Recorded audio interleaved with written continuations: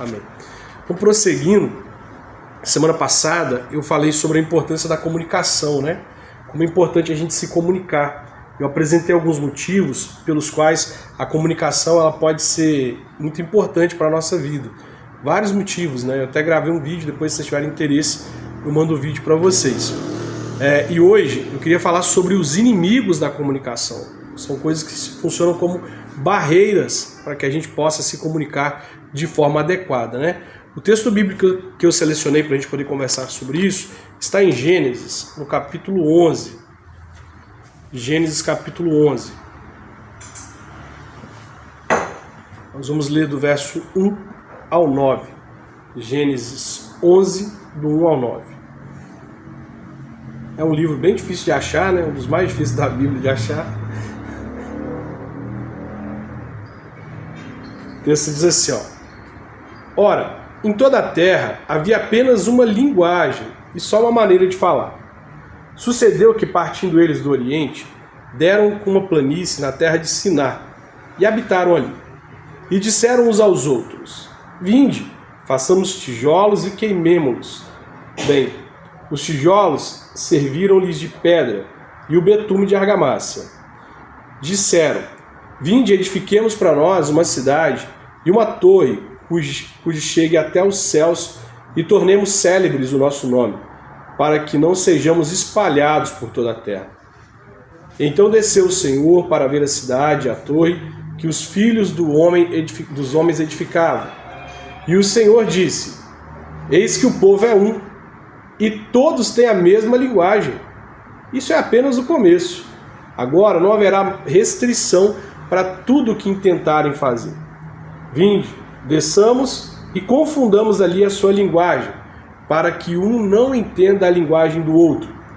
De Sarte, ou portanto, o Senhor os dispersou dali pela superfície da terra, e cessaram de edificar a cidade.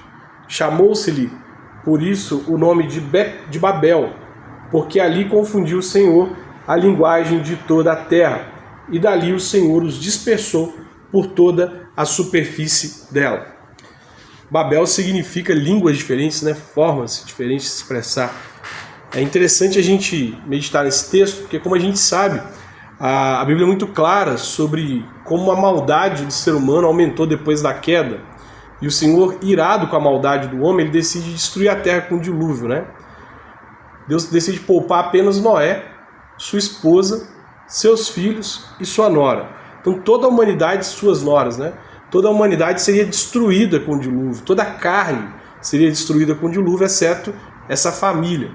E aqui a gente percebe a importância da gente escolher para a nossa vida alguém que tenha uma família cristã, porque as noras de Noé só foram salvas por causa da piedade de Noé. Elas só entraram na arca porque Noé era um homem piedoso.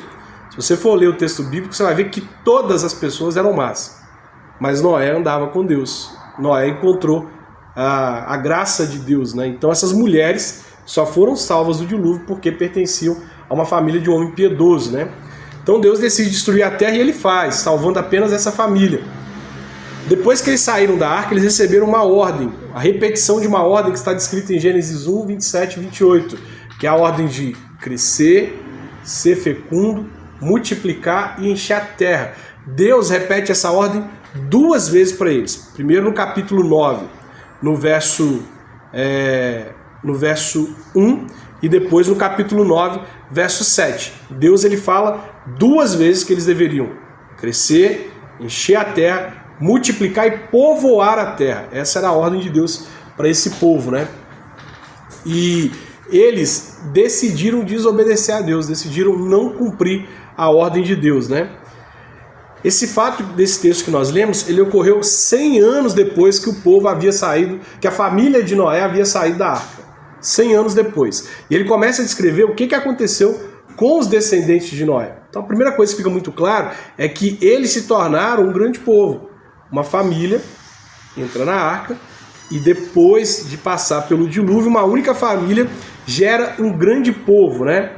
E essa família, a Bíblia faz questão de descrever esse povo que foi gerado por essa família, de uma única família, como um povo que era unido, era um grupo de pessoas unidos, um grupo de pessoas Carol, joia?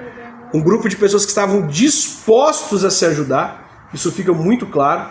Um grupo de pessoas que estavam dispostos a incentivar um ao outro. A Bíblia deixa isso muito claro, que eles não falavam no singular. Eles não falavam eu, era façamos, vamos construir, edifiquemos, queimemos tijolos. Então eles estavam incentivando um ao outro, ninguém ficava para trás aqui. Era um ajudando o outro de fato, né? E era um povo que vivia em harmonia, características extremamente positivas, né? Então eles eram unidos, se ajudavam, incentivavam um ao outro e viviam de forma harmônica. No entanto, essa família, essa grande família, esse grande povo, eles eram unidos, eles se ajudavam, eles eram harmônicos, mas para fazer a própria vontade, não a vontade de Deus. Eles não estavam dispostos a fazer a vontade de Deus. Eles estavam dispostos a fazer a sua própria vontade. Eles se incentivavam a fazer algo diferente daquilo que Deus havia dito que eles deveriam fazer, né? Eles estavam dispostos a desobedecer a Deus. Se Deus havia dito que eles deveriam crescer, ser fecundo e encher a terra, eles estavam querendo o oposto. Eles estavam tão acomodados depois de terem passado pelo dilúvio, sentindo tão donos da terra, tão donos de si, que eles decidiram, ao invés de cumprir a ordem de Deus, ao invés de ouvir a voz de Deus e fazer o que Deus queria, eles decidiram, não, nós vamos ficar aqui, nós vamos construir uma cidade, vamos construir uma grande cidade com uma grande torre, e vamos ficar aqui para que a gente não seja espalhado, né? E aí a gente percebe que esse povo acomodado, eles decidem construir essa cidade com essa torre por alguns motivos, que o texto também deixa isso muito claro. O primeiro motivo é tocar o céu. Vamos construir uma cidade com uma grande torre que toque o céu. Olha que esse povo, eles queriam se aproximar de Deus não pela santidade, mas pela altura, por meios próprios. Eles queriam se aproximar de Deus não pela purificação, não porque eles eram puros, santos, porque eles buscavam os meios que Deus nos permitiu para chegar até Ele, mas eles queriam pelo seu próprio esforço, pela sua própria vontade, pelo seu desejo, pela altura e não pela santificação, né? Além disso, eles queriam construir essa cidade grande, com uma torre grande, para fazer célebre o próprio nome. Vamos fazer isso para que o nosso nome seja lembrado, para que nunca se esqueçam de nós, para que as pessoas olhando para essa grande cidade, para essa grande torre, nos elogiem, nos admirem, nos respeitem, né? Em terceiro lugar, eles construíram essa grande cidade, essa grande torre, para impedir que Deus os espalhasse pela terra. Isso está muito claro aí no verso de número 11, quando ele diz assim, para que não sejamos espalhados por toda a terra. Vamos construir essa cidade com essa grande torre para tocar o céu, para que o nosso nome seja célebre e para que não sejamos espalhados por toda a terra. E é interessante que alguns estudiosos, eles dizem que o propósito, também um outro propósito, além desses três, para construir essa torre, foi porque eles temiam o dilúvio, um novo dilúvio. E aí eles decidiram construir uma grande torre para que, caso acontecesse um dilúvio, eles pudessem fugir para lá. Mas Deus havia dito que não destruiria a terra novamente com o dilúvio. Deus já havia empenhado a sua palavra. E esses homens, então, eles estavam, com a atitude que eles estavam demonstrando, eles demonstravam que estavam mais dispostos a confiar na obra deles, no esforço deles, na construção da mão deles, numa torre, do que na promessa de Deus. Então vamos construir uma torre. Para quê? Para a gente tocar o céu, para que o nosso nome seja célebre, para que a gente não seja espalhado pela terra, para que caso ocorra um novo dilúvio, a gente se salve. Mas não haveria. Deus já havia empenhado a sua palavra de que isso não aconteceria, né? Mas eles preferem confiar numa torre do que confiar na promessa de Deus. Mas esse texto, apesar de nós vermos que esses homens estavam dispostos, esses homens e mulheres estavam dispostos a construir algo com propósitos errados, embora a gente perceba que eles estavam contra a vontade de Deus, esse texto deixa muito claro o poder da comunicação. Esse texto ele deixa muito evidente como uma boa comunicação ela é eficaz, porque esse povo ele estava agindo contra a vontade de Deus, mas eles estavam prestes a alcançar o que eles haviam proposto fazer. Não, muito obrigado, valeu. Eles estavam prontos a alcançar. Tanto é, pessoal, que o texto bíblico diz, olha aí, Gênesis 11:5, diz que Deus desceu para ver o trabalho que eles estavam fazendo. Olha o verso 5, diz assim, então desceu o Senhor para ver a cidade e a torre que os filhos dos homens estavam edificando. Então eles estavam para alcançar êxito, Deus foi lá, eu quero lá ver o que esse pessoal está fazendo. né? Então eles estavam agindo contra a vontade de Deus com propósitos errados, mas o poder da comunicação que eles tinham entre eles, da unidade que eles tinham entre eles, estava permitindo que eles alcançassem aquilo que eles queriam, né? O que tornava esse projeto um projeto possível? Construir uma torre que chegasse ao céu, construir um lugar para que eles pudessem ficar juntos. O que fez Deus descer para ver o que eles estavam construindo? Eu encontro algumas respostas. Primeiro, essas pessoas estavam unidas em um propósito. Olha o poder de um propósito claro. Olha como quando a gente tem um alvo, quando a gente tem um objetivo, quando a gente quer chegar em algum lugar junto, como a gente consegue chegar. Por quê? Porque o propósito é claro. Eles estavam unidos em torno de um propósito. Em segundo lugar, eles estavam dispostos a incentivar um ao outro para alcançar o objetivo. Então por isso que a gente vê algumas vezes aqui no verso 3, diz assim: e disseram uns aos outros, vinde, façamos tijolos, queimemos-los bem. No verso 4, disseram uns aos outros, vinde, edifiquemos para nós, não é para um de nós, é para nós, uma cidade. Vamos, venham. Então eles estavam dispostos a incentivar um ao outro. Então o tempo todo eles estavam aqui na base do incentivo. A gente consegue, a gente vai ser capaz. Vamos fazer. E com meios rudimentares, né? Você vê aqui que nessa época não eram utilizados esses materiais para construção. Eram utilizados outros materiais, pedra. As pirâmides foram construídas de quê? De barro? Não, pedra. Eram pedra. E aí esse camarada aqui, eles decidem fazer de meios que eles não tinham formas de fazer naquele período, mas decidem fazer isso incentivando um ao outro, né? Outra coisa importante de destacar, eles falavam a mesma linguagem. Eles falavam a mesma linguagem. Mas tem uma coisa curiosa, olha o que o verso 1 diz. O verso 1 diz assim: ora, em toda a terra havia apenas uma linguagem e uma só maneira de falar.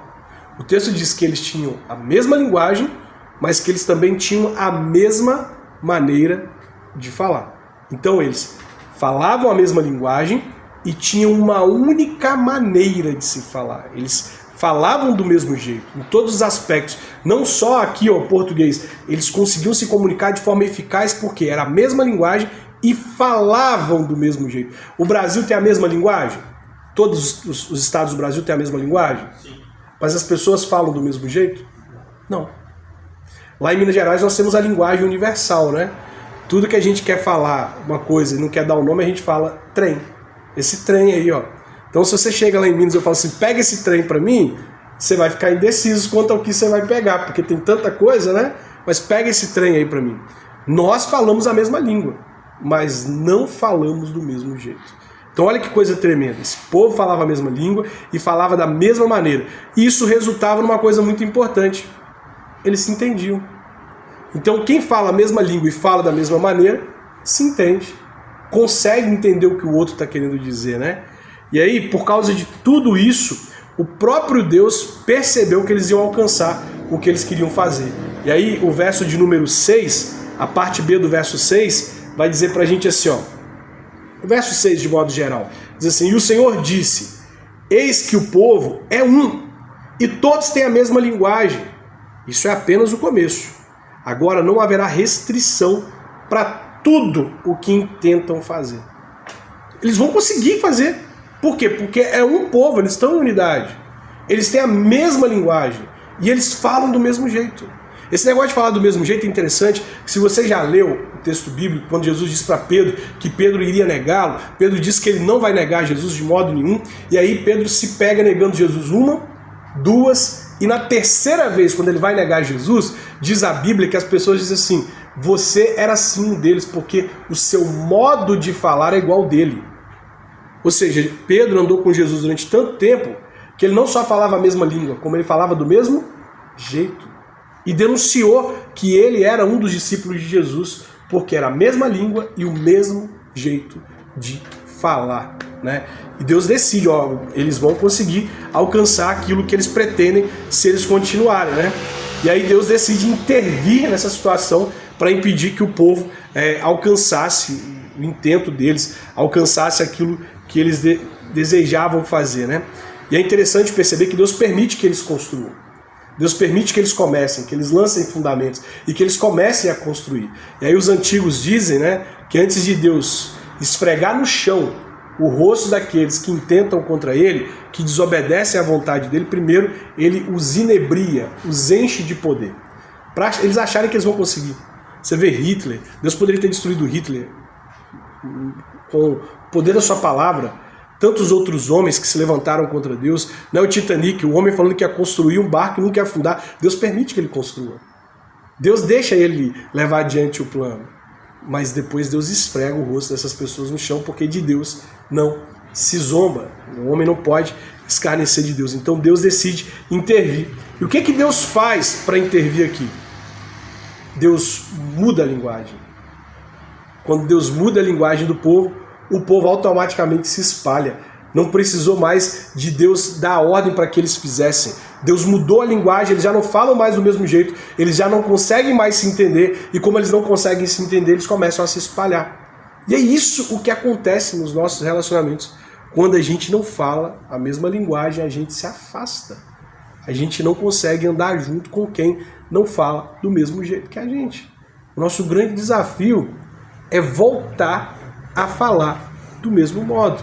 E é por isso que a Bíblia é muito clara, que Deus une duas pessoas para que elas possam se ajudar. A gente vê isso muito claro ao longo da Bíblia, né? A mulher é auxiliadora, né? Os dois estão juntos para poder auxiliar um ao outro. Eclesiastes diz que se um cair, o outro levanta, se um sente frio, o outro aquece. Se tentarem resistir dois, né? Os dois juntos conseguem resistir àqueles que vierem contra eles.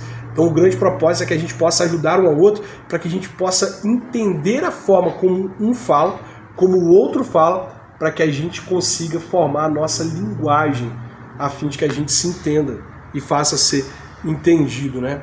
E é importante, esse texto, ele nos traz esse alerta importante, que lá em Babel o povo falava a mesma língua e falava do mesmo jeito. Hoje, nós podemos até falar a mesma língua, mas nós nem sempre falamos do mesmo jeito, né? E o grande problema é que essas diferenças no modo de falar, forma como a gente fala de forma diferente, elas podem ser ainda mais intensificadas e gerar ainda mais problemas quando nós ignoramos que, além de falar de forma diferente, existem barreiras que são colocadas para que a nossa comunicação seja eficaz. Deus colocou uma barreira aqui. Juro, mas Deus colocou uma barreira no meio de uma família que estava unida, que estava incentivando uma ao outro, que tinha harmonia, que tinha um grande projeto, mas esse projeto era contrário à vontade de Deus. Não adianta a gente ter um grande projeto, uma bela família, e que isso tudo se redunde apenas no louvor do nosso nome, para que o nosso nome não seja esquecido, para que o nosso nome não seja exaltado. Nós temos que ter uma família, um relacionamento para a glória do Senhor, a fim de que o Senhor seja glorificado nisso e Ele abençoe, né? Mas pensando nesse inimigo da comunicação que Deus lançou ali, esse ruído, esse problema que Deus lançou na comunicação desse povo, que fez com que eles se dispersassem, nós precisamos pensar quais são os inimigos da comunicação que talvez estejam afetando minha vida, o meu relacionamento. Quais são? Quais poderiam ser esses inimigos, né? Eu destaquei aqui em primeiro lugar a dificuldade da gente decifrar a linguagem do outro, a maneira de falar do outro. A gente não pode ignorar que a gente fala de modo diferente. Vou te dar um exemplo. Eu e Michele, nós podemos falar a mesma coisa, mas querer dizer coisas diferentes. Então, por exemplo, domingo, Michele quer se arrumar para vir para o culto. Ela abre o guarda-roupa e ela fala assim, não tenho roupa, não tenho nenhuma roupa. E eu também posso abrir o guarda-roupa e falar assim, nossa, não tenho nenhuma roupa. E a gente está falando coisas diferentes. Por exemplo, quando ela fala que não tem nenhuma roupa, ela quer dizer que não tem nenhuma roupa nova. Não tem nenhuma roupa nova, tá cheio. A roupa dela tá cheia de roupa. Quando eu falo não tem nenhuma roupa, eu quero dizer que não tem nenhuma roupa que eu queira vestir que esteja limpa, por exemplo. Então a gente fala de forma diferente. A gente expressa a mesma coisa, mas querendo falar outra coisa, né? Então a gente precisa perceber que nós temos modos de falar a mesma coisa, às vezes de forma diferente. Então às vezes eu abro o guarda-roupa do Michel e falo, você não tem roupa? Olha o tanto de roupa que tem aqui. E às vezes ela abre o guarda-roupa, olha o tanto de roupa que você tem aqui. Não, é porque nenhuma roupa que eu quero usar tá limpa. Né? Não, nenhuma roupa que eu quero usar é nova. Eu quero usar uma roupa nova. Nós nos comunicamos de forma diferente. Se nós não levarmos isso em conta, nós teremos grandes problemas no relacionamento. A gente precisa aprender como o outro se comunica para que a gente possa se entender. A maior barreira que as pessoas apresentam para não se comunicar ao longo do tempo é: ele não me entende. Ela não me entende. Nada que eu falo, ele consegue entender. nada que eu falo, ela consegue entender. Por que isso acontece? Porque eles não conseguiram decifrar a maneira como cada um se comunica. Eu atendi recentemente um casal que o homem não conseguia entender que ele tinha uma mulher. E a mulher não conseguia entender que ela tinha um homem. Então, por exemplo, eles discutiam. Por quê? Porque a mulher queria conversar com ele no momento em que ele precisava estar mais atento, que era a hora que ele estava dirigindo. Então ele havia sofrido um acidente recentemente e ele estava dirigindo. Enquanto ele dirigia, a mulher virou para ele e falou assim: presta atenção em mim, eu tô falando com você. Ele, o cara de trás está quase batendo em mim, o da frente está freando toda hora. Você quer que eu olhe para você enquanto eu estou dirigindo? E ela ficou chateada porque ele falou desse jeito. E claro, vai ficar chateada.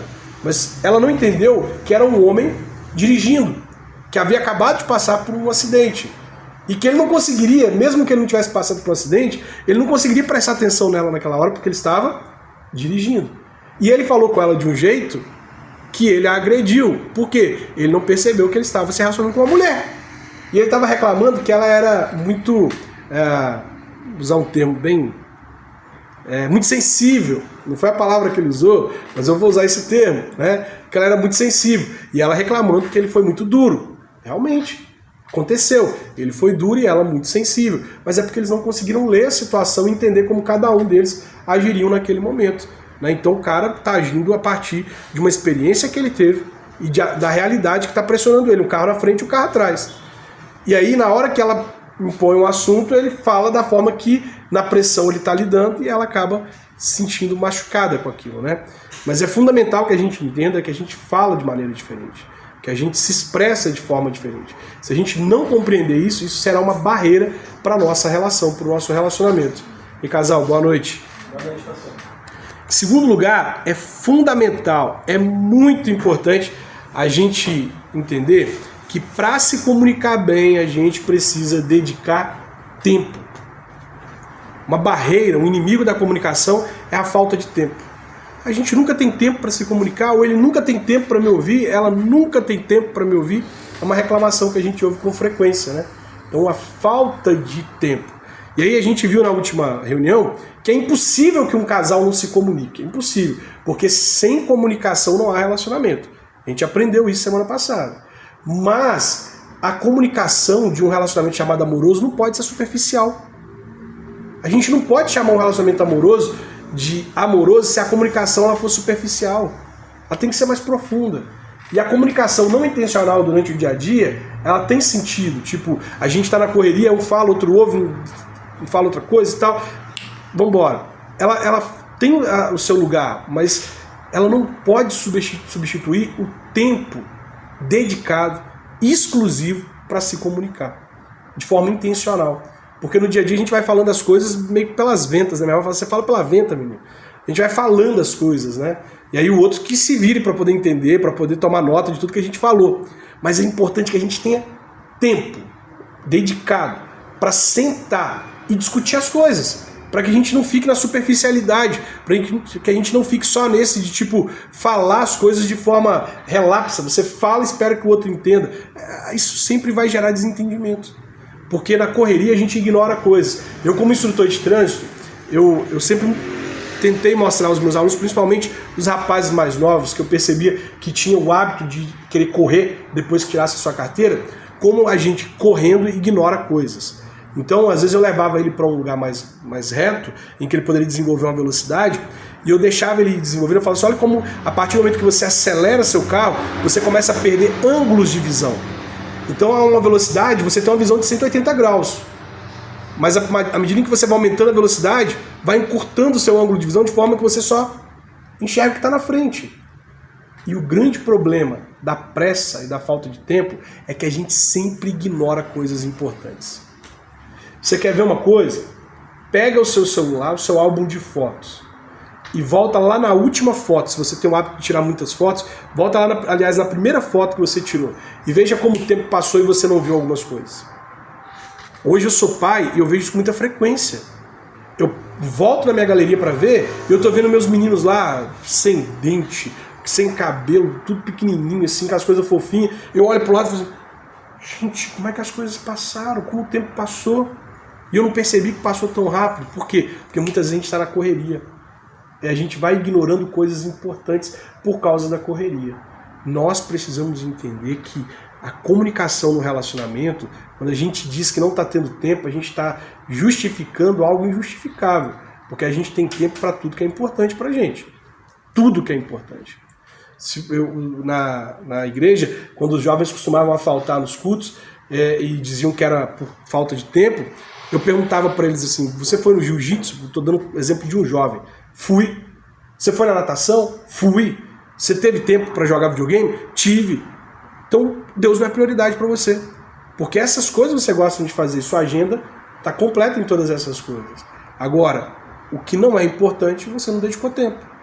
Então, se o relacionamento é importante, a gente precisa dedicar tempo intencional. Não é aquele diálogo boiês e vaquês que eu falei semana passada, né? Vocês dois estavam presentes, vocês eram o único casal que estava presente semana passada. Quando eu falei sobre o vaquês e o boiês, que é quando a pessoa fala assim, ó, você vai lá? Você foi? Só isso, só sai isso. Não sai mais nada a não ser tá. Mega superficial, né? Não, tem que ser intencional. Sentar, conversar, compartilhar sonhos, compartilhar como foi o dia, compartilhar as expectativas para a semana, compartilhar as dificuldades, pedir oração, tem que ser intencional, né? A terceira barreira, eu coloquei ela aqui dualista porque as pessoas reclamam das duas coisas, né? Então, por exemplo, em terceiro lugar, querer ir sempre direto ao ponto ou fazer rodeio demais. Essas duas coisas são negativas. Sabe a pessoa que ela é fria, que você vai trazer um assunto para ela fala, faz isso, isso e pronto. Isso é negativo. Porque a gente não pode ignorar que a pessoa ela não quer só uma direção. Ela quer ser acolhida quando ela vem compartilhar algo com a gente. E muitas vezes a pessoa não quer nem saber. Ela às vezes já sabe o que fazer, ela está querendo compartilhar com a gente algo. A Michelle, ela compartilhava comigo no início do nosso relacionamento coisas para as quais ela tinha resposta, mas compartilhava como se não tivesse a resposta para aquilo, e quando eu falava para ela o que fazer, ela falava comigo, eu não estou te pedindo para falar comigo o que eu tenho que fazer. Eu quero que você me ouça. Mas a forma que ela falava, parecia que ela queria uma ajuda, quando na verdade ela queria apenas abrir o coração dela. E aí na hora que ela começava a falar, eu ia direto ao ponto, faz isso aqui que resolve, porque era uma coisa fácil de se resolver, né? E isso machucava ela, por quê? Porque ela não queria que eu fosse direto ao ponto, ela queria que eu dedicasse tempo. Mas por outro lado, tem pessoas que são prolixas demais, né? Ela vai contar uma coisa, ela dá uma volta para falar, ela vai falando sobre uma série de coisas que não contribuem em nada pro assunto, e no fim a gente tá assim, você falou de tantas coisas que eu não sei do que você queria falar. Qual que era o assunto mesmo? O que você queria falar mesmo? Porque você falou tantas coisas e eu tô aqui perdido, né? Eu quase tive que anotar, tomar nota, fazer uma ata de tudo que você falou por causa do tanto de informação que você deu. São pessoas com criações diferentes, obviamente, né? E eu era esse cara que gostava de dar voltas. Eu queria falar sobre uma coisa, mas para eu poder chegar lá naquela coisa, eu dava uma volta enorme para chegar lá também, algumas vezes, né? E a Michelle também, ela era mais direta em alguns aspectos. Então a gente percebe isso. Quando a gente é muito direto, a gente ignora o fato de que o outro não quer simplesmente saber a nossa opinião, não quer simplesmente saber o que fazer, ele quer ser acolhido, ele quer ser ouvido, ele quer que a gente demonstre que se importa com ele. Mas quando a gente dá a volta demais, a gente é muito enfadonho, sabe? Nossa, conta um monte de coisa. Aí porque hoje de manhã eu fiz isso, eu fiz aquilo outro. No almoço eu conversei com fulano, eu comi isso, aconteceu isso, mas a gente quer contar uma coisa que aconteceu há 10 minutos atrás. E eu tô falando do que eu fiz desde de manhã para chegar hoje. Né? Não faz sentido. Então cuidado, que isso pode criar problemas na sua comunicação. Se você é a pessoa que é fria, que vai direto ao ponto, é hora de mudar. Se você é a pessoa que dá voltas demais, é hora de mudar. É importante que vocês encontrem um equilíbrio, para que vocês não fiquem nem indo direto ao ponto demais, nem dando voltas demais, né? Por exemplo, vou dar o meu exemplo de como me ajudou a não ficar dando voltas. Eu passei a anotar o que eu queria falar. O que eu quero falar? Aí eu anotava. Na hora que eu colocava no papel, eu só falava o que eu coloquei no papel. Por mais que eu queria contar como que todas aquelas coisas aconteceram, eu só falava o que eu coloquei no papel. Isso me ajudou a ser mais direto ao ponto, né? Ao ponto hoje do Samuel me mandar um texto grande para eu resumir em 3 frases. Coisas que para mim seria impossível eu resumi um grande texto em 3 frases. Aí eu resumi e entreguei para ele. Mas isso para mim seria impossível no passado, sabe? Em quarto lugar, falta de iniciativa. É um grande inimigo da comunicação, a falta de iniciativa. E é muito comum um ficar esperando que o outro tenha iniciativa, né? Um fica esperando que o outro promova um diálogo, que o outro fale alguma coisa, que o outro traga uma curiosidade. Mas você já parou para pensar que se um está esperando o outro fazer algo, e se alguém não fizer alguma coisa, nada vai ser feito? Estão os dois esperando. Estou esperando. O Kainan está esperando que a Rose, né? A Rose faça alguma coisa. E ela também está esperando que ele faça a mesma coisa. Mas enquanto um não tiver a iniciativa de fazer, vai ficar esperando os dois. Nada vai ser feito. Então, se algo é importante para os dois, alguém tem que ter iniciativa. Alguém tem que fazer algo. Alguém tem que promover o diálogo, né? Então, o que eu fiz para poder manter o diálogo no meu relacionamento? Devocional.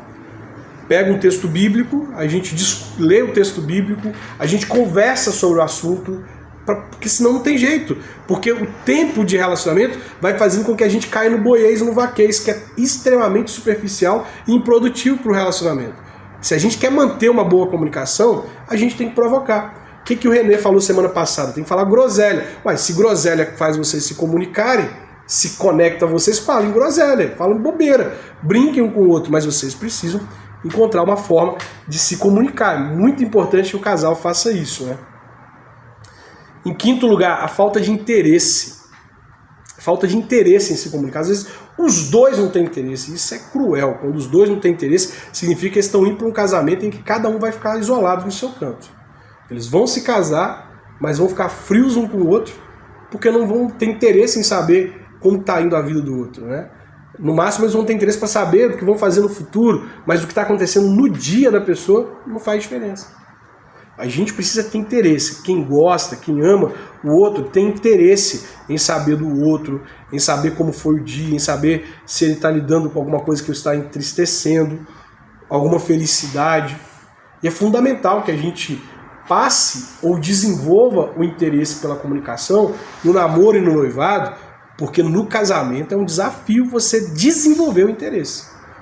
É um desafio muito grande. Então tem que ter interesse desde o namoro, desde o noivado. Sétimo lugar, falta de paciência. Aquele caso de que tudo que eu falo, ele age de forma impaciente. Tudo que eu falo, ela age de forma impaciente. Isso cria uma barreira para a comunicação. Se você for a ferro e fogo todas as vezes que o outro disser algo, vai criar uma barreira. Então eu tive muito problema com isso no início do meu relacionamento. Por quê? Porque eu sou grandão, eu falo alto, e aí tudo que eu falava, às vezes parecia que eu estava brigando, né? Então eu tive muito problema com isso no início do meu relacionamento. E a gente tinha 2 alternativas. Ou ela conseguia me entender que eu não estava brigando, ou eu mudava. O que a gente decidiu fazer? A gente decidiu fazer as 2 coisas se tornarem uma alternativa. Então eu decidi mudar um pouco o meu jeito de falar, e ela decidiu compreender que eu não estava brigando, que é a minha forma de falar. Eu sou um Pedro, sanguíneo, eu falo as coisas, não o Pedro igual o Pedro aqui, né? O Pedro não parece ser tão sanguíneo, mas o Pedro da Bíblia, aquele cara que quer cortar a orelha do soldado, que quer pedir Deus para mandar fogo do céu para consumir aqueles que não se entregam ao evangelho e tal. Mas a gente precisa ser mais paciente para poder falar, e o outro também ser mais paciente para entender a forma que a gente fala. Então tem que ser uma coisa dos 2 lados, né? Falta de empatia. Falta de empatia, para mim, aqui em 8º lugar, ela vem do egoísmo. A falta de empatia, ela tem raiz no egoísmo. Então a gente poderia colocar aqui esses 2 inimigos juntos, né? Egoísmo e falta de empatia. O egoísta é aquele que quer que a sua versão ela sobressaia, que a opinião dele sobressaia. Ele não dá o braço a torcer. Ainda que ele percebe que está sendo incoerente, ele não dá o braço a torcer. Acho que uma das piores coisas que você vai lidar na sua vida, ou que você já deve ter lidado, é você perceber que a pessoa entende que ela está errada. Ela está grosseiramente errada, mas ela não dá o braço a torcer. Ela quer permanecer no ponto dela, e ela quer que o ponto dela seja confirmado, ainda que ela saiba que está errada. Isso é um egoísmo profundo, uma falta de humildade. Você dizer assim, não, realmente eu acabei me dando conta de que eu estou errado, de que eu vacilei.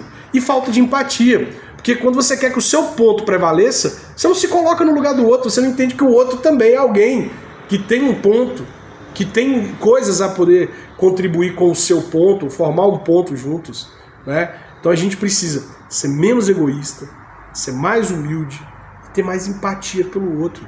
Ao invés de eu querer que o meu ponto prevaleça, não, deixa eu ouvir o seu, vamos ver se faz sentido. Vamos ver como a gente pode contribuir para que algo aqui flua, para que algo dê certo, né?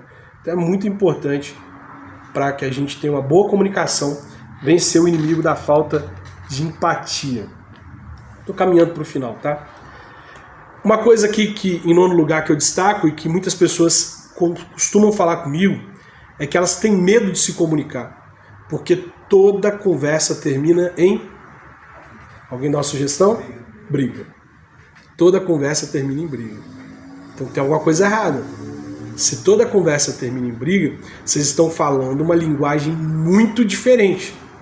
Vocês precisam formar um vocabulário mais parecido, uma forma de se expressar mais parecido, porque vocês vão precisar fazer isso ao longo da vida. Vocês vão precisar discutir um monte de coisa ao longo da vida. Eu acho que a coisa mais triste para um casal, eles precisarem tomar uma decisão juntos, sendo que eles não criaram isso ao longo da vida e agora eles precisam tomar uma decisão séria juntos e eles simplesmente não sabem como fazer. Por quê? Porque eles não decidiram as coisas pequenas. Onde nós vamos comer? Já decide você. Peraí, onde nós vamos? Não é onde eu vou, é onde nós vamos decidir juntos. Que cor que você quer pintar a casa? A cor que você quiser.